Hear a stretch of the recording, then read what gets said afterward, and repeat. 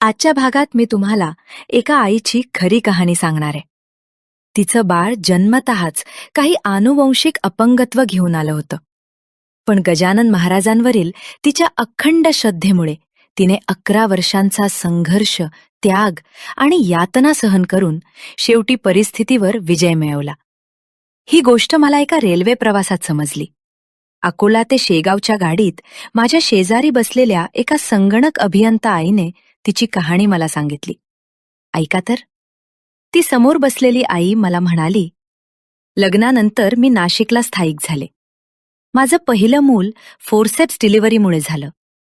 त्या प्रक्रियेत बाळाच्या मानेजवळील शिरा दुखावल्या गेल्या. जसजसं तो वाढत होता त्याच्या पायांना बळ नव्हतं.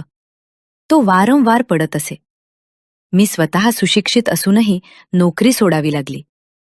11 वर्ष मी त्याची सावली बनून राहिले.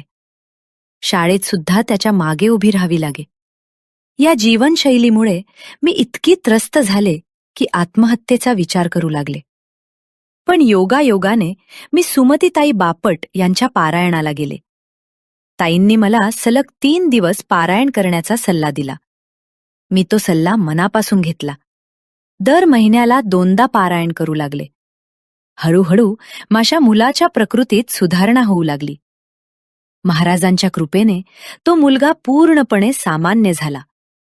आज त्याच्याकडे अनेक पदव्या आहेत. स्वतःची कंपनी चालवतो. त्याला योग्य जीवनसाथी मिळालीये आणि त्यांना एक सुंदर मुलगीही आहे. या कृपेसाठी आईने गजानन महाराजांसमोर व्रत घेतलं की ती आयुष्यभर दर महिन्याला शेगावला जाईल. गेली 20 वर्ष ती हे व्रत अखंड पाळत आहे. डिसेंबर 2022 मध्ये एक अद्भुत घटना घडली. मी मंदिरात बसले होते. अचानक नऊवारी साडीतील एक उंच मजबूत स्त्री माझ्या शेजारी आली. तिने विचारलं, आता सगळं ठीक आहे ना? मग इतक्या वेळा का येतेस? मी उत्तर दिलं, हे माझं व्रत आहे. मी जिवंत असेपर्यंत किंवा प्रवास करण्यास सक्षम असेपर्यंत येत राहीन. ती स्त्री समाधीकडे बोट दाखवत म्हणाली, मी इथेच राहते.